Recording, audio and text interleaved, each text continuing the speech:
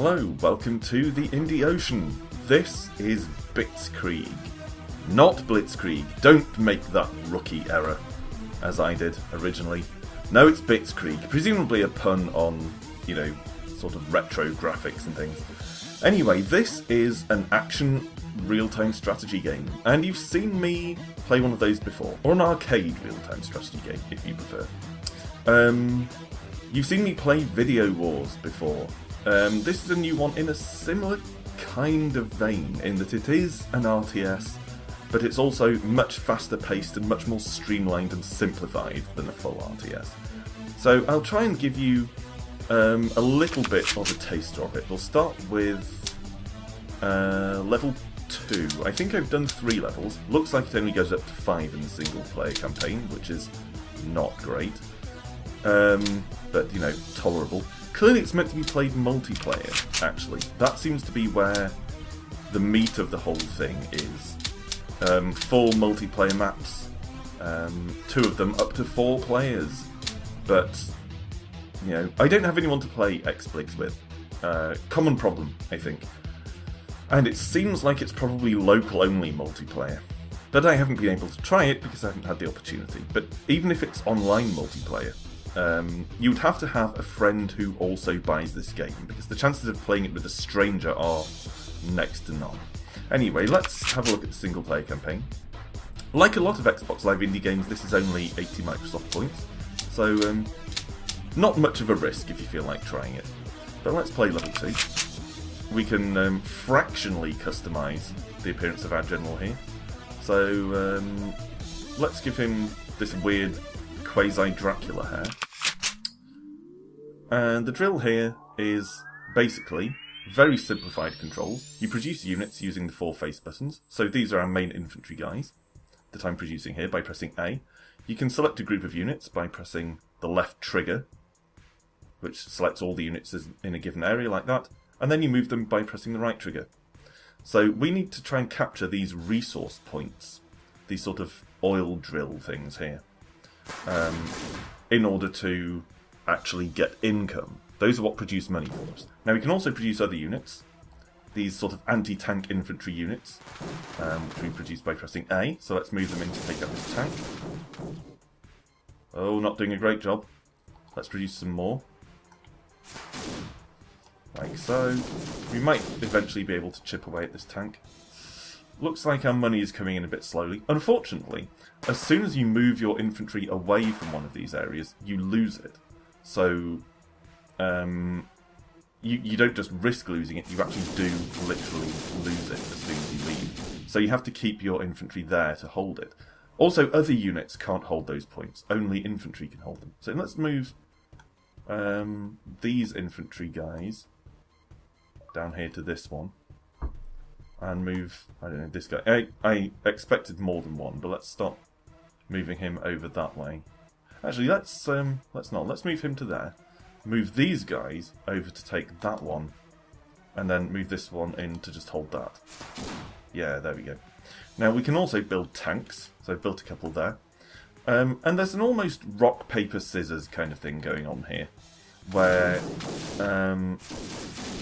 tanks actually aren't that good against other tanks. They're good mainly against infantry. The best way to take out tanks is with anti-tank units. These guys. There's also what looks like a helicopter that you can build with Y, but I have yet to work out what that actually is, or what it's good against. The tutorial doesn't do a great job of explaining any of this. Tank is probably going to take these guys out. We can keep them just out of range there. So I need some more anti-tank guys. I also need some more actual tanks, and I'd like to build a helicopter or whatever the hell it is at some point. Unfortunately, there we go. Let's take these and try this. Unfortunately, the enemy right now holds almost all the resource points on the map. Several tanks. Let's march them out down here. Yeah! Come on, tanks. Come on. Yeah, let's do this. Aha! Carnage. Okay, so now I need to produce a bit more infantry. Move them down here to capture this. take these tanks, march them over here to deal with these infantry. I'll also try and produce a helicopter thing. See, that looks like a helicopter. I don't know if it actually is, but it looks like one. But yes, again, I'm not sure what it's good against. These sort of napalm strikes seem to come in basically at random. Let's try using a helicopter against these infantry units. No, that didn't work. My guess would be that helicopters are good against anti-tank stuff, following that same rock, paper, scissors formula. Controls are a little bit unresponsive. The basic presentation doesn't bother me. I don't really have an issue with basic presentation as long as it works. What does bother me is the slightly unresponsive controls. That's more of an issue. I mean, a game needs to control well if it's going to be playable.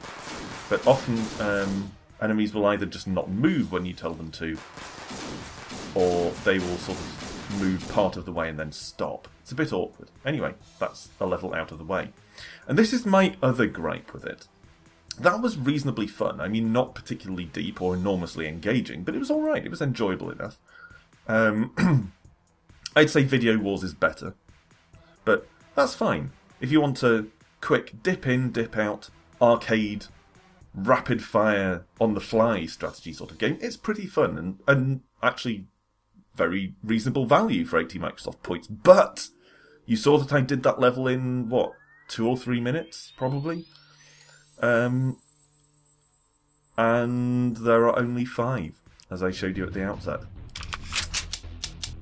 So those are the main downfalls. It's pretty easy. No difficulty setting. Oh, for some reason it only shows me as having done level 2. Maybe it wipes out your progress every time you switch off. I don't know.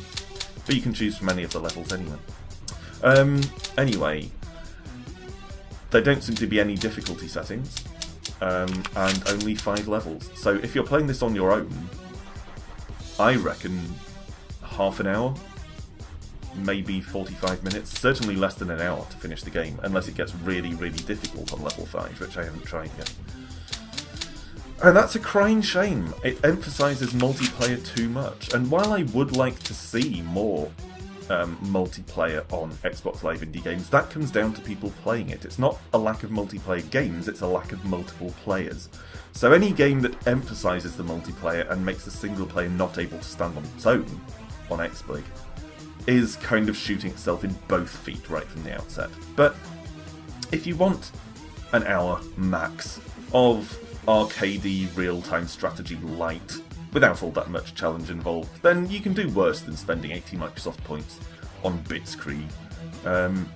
It does what it does perfectly fine.